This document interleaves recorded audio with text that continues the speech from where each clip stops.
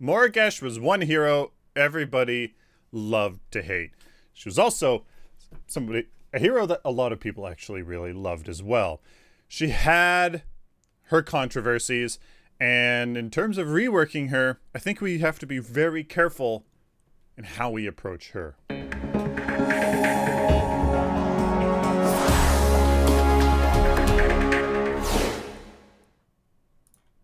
Yeah, hello ladies and gentlemen, welcome to a hero rework video. I am Sylphin. A few things right off the bat.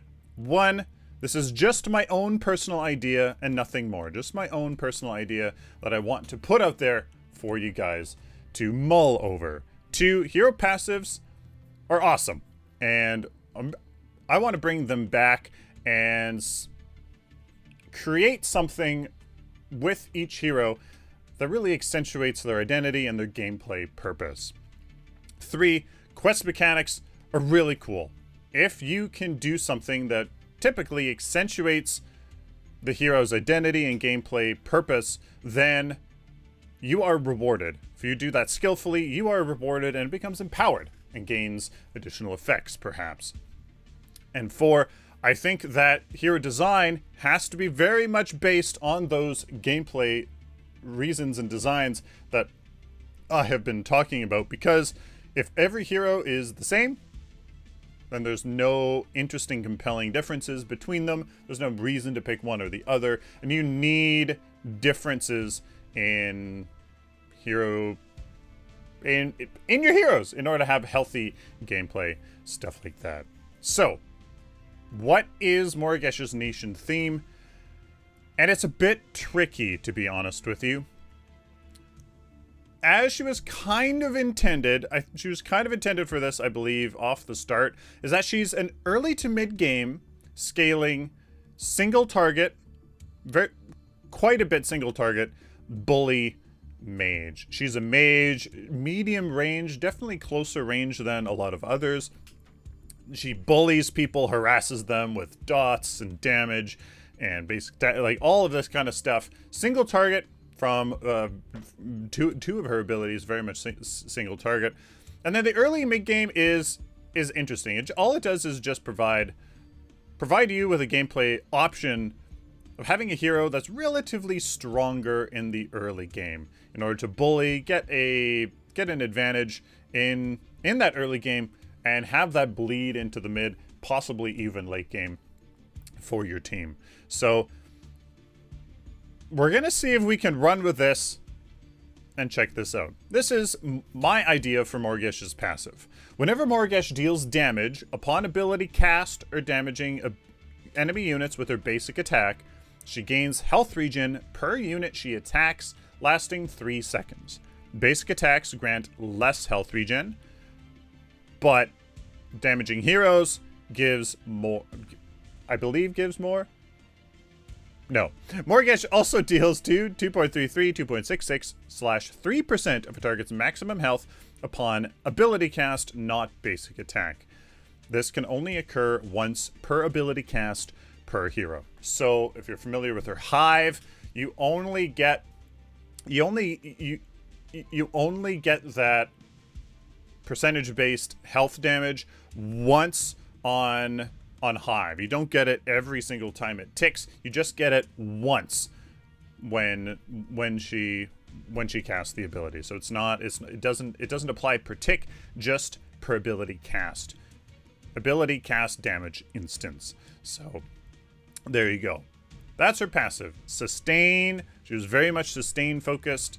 And that adds to her early game pressure, because usually, you don't have much mana regen, you don't have much sustain options or stats in the early game, so that is how she's a bully in that early to kind of early mid game. Pretty solid, and helps her stay alive, do her thing as she's on the battlefield. The percentage-based health is unique. It provides her, again, with that bully nature, targets with more health in the early game to get damaged more, so that she's not necessarily weaker against tanks or or fighters. She's still of course is. She's a very squishy caster, but it gives her a little bit of an edge. And in the late game, you don't want her to fall off completely off the face of the planet, so that gives her a little bit of an edge against those heavy, you know, heavy tank, heavy fighter compositions. There you go. Hive. Morigesh throws out a hive of insects up to 1,300 units away, dealing ability damage on hit in a 600 unit radius, implies a stack of ability damage per tick over 8 seconds, slowing units by 30% that decays over 2 seconds. Very much the same as what it used to, except there is not that micro slow on each tick. It's simply just one slow that applies at the beginning, decays over 2 seconds, that helps her do her thing and then kind of get out. Do her thing, kind of get out, or synergize with her team and then less so after that. Helps her, makes it much more relevant and kind of much less annoying, to be honest. I'm not when I thought about it, I could not think of a significant reason to have the micro slow every time the damage tick happened over time. Couldn't find a reason, couldn't make a legitimate reason for it, so reworked it to have a better reason. Slow right off the bat for decays over 2 seconds, stronger at up front, and then decays over 2 seconds, and it's basically the same thing before. 13-second cooldown, deals additional damage over a longer period of time on targets that are marked, so it has a synergy with her mark ability, just like it used to. You mark somebody, then hive them, they take more damage over a longer period of time with hive. Wonderful ability, and helps her with a little bit of wave clear and just a little bit of AoE damage. Swarm! This was her mobility ability that helped her get in and out, as well as some health regen, even though that is removed from the ability put into her passive, but her swarm will still proc it once per unit she hits with swarm. Morigesh transforms into a swarm of insects for 2.5, 3.5, 4 seconds. 4 seconds into the late game really help her out, you know, as her scalings fall off in the late game, really help her be a nuisance and get in and out in that very hostile late game, and gains the ability to pass through enemies dealing damage. 11, 10, 9, 8 second cooldown. Awesome. Great ability for her as a mage, as a medium range damage bursty mage. Typically, you need a little bit of mobility to kind of get in, do your thing, and help you get out. Typically, not always, but definitely helps them do their thing. This, especially because she's a bully and scale and will fall off in the late game, needs a little bit help doing so in that late game. Mark, her bread and butter ability that was kind of really quite silly. Mark, it used to be a lock-on ability.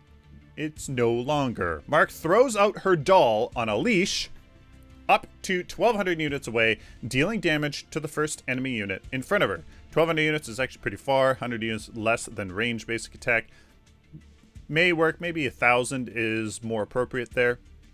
If damaging an enemy hero, the doll transforms into that hero, marking them. 5-second cooldown. So it's simply just it's a pseudo lobbed ability. I don't know if it's going to be just a straight ability that travels in a straight line, or it's a little bit of a lobbed ability. I think lobbing it would add a higher skill level, so you could lob over minions to hit a hero, for example, lob over, you know, a tank that's standing right in front of you, lob over them to try to hit somebody in the back, something like that. That could be super compelling. However, it's not a lock-on ability that you can hit through walls. You know, you will hit minions. You have to be careful. Like right here, if you want to hit that Murdoch, you'd have to go over the minions, stuff like that. Not too sure. That's just my idea. It's just not a locked-on ability. If damaging an enemy hero, the doll transforms, enabling her to use her ultimate. 5-second cooldown. It's a very consistent source of damage, so that is her lower cooldown. After using Mark on a marked target 20 times, hopefully, you know, you got to be skilled to unlock this quest here.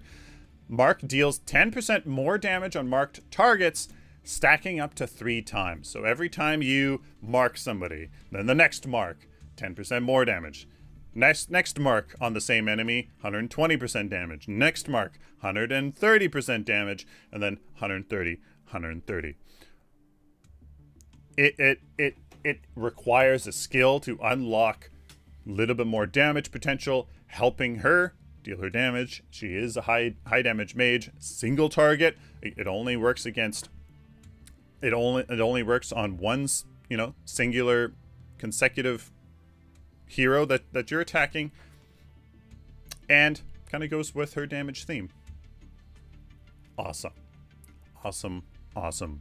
Plus, you know, if she's continuously marking one target, you can think of, you know, she's not transforming her doll, so maybe she takes more of their soul, increasing the damage, something like that. I'm sure there can be a lore connection which works quite well. Now her ultimate can actually be the same. Ultimate could definitely be the same. Now that your mark is, you know, is not a lock-on ability, your hive, I would like to see the radius reduced from what it used to be, because it was absolutely monstrous. So maybe you have to aim that a little bit more, get a little bit closer to people. I would like to see that radius actually reduced from that 600 to maybe something like even 400, which is still 800 unit range, which is diameter, which is quite big. So I would like to actually maybe see that 600 reduced quite a bit. 300 even might be more appropriate. If that's harder to hit, your mark is now a skill shot. Your swarm requires smart positioning to actually hit somebody with it. It doesn't deal that much damage anyways. The curse can remain the same. I maybe would like to see the channel time being a little bit longer, where you go down and then you channel for a second and a half, 2 seconds, and then you do it. Maybe providing an opportunity for somebody to come by and stun you, putting it on a smaller cooldown, something like that, 10-second cooldown or 5-second cooldown, something, a smaller cooldown, so that you have to kind of run away or stay alive for that duration and then do it again, or however that mechanic is going to work. Maybe that is more appropriate for her curse instead of simple. I don't know. Let me know in the comments what you guys think about that. Does the simple act of making hive a little bit less of an area mark the skill shot? What do you think? Could her curse remain the same? Let me know down in the comments, and let me know what you think. What do you think of this Morigesh rework? Please like the video if you like it, dislike it if you dislike it, share it with the community, of course, guys. Subscribe. You guys like this content, hit that bell notification button, and let me know down in the comments if, you know, if you guys want to see more. Till next time, like always, stay optimistic and positive.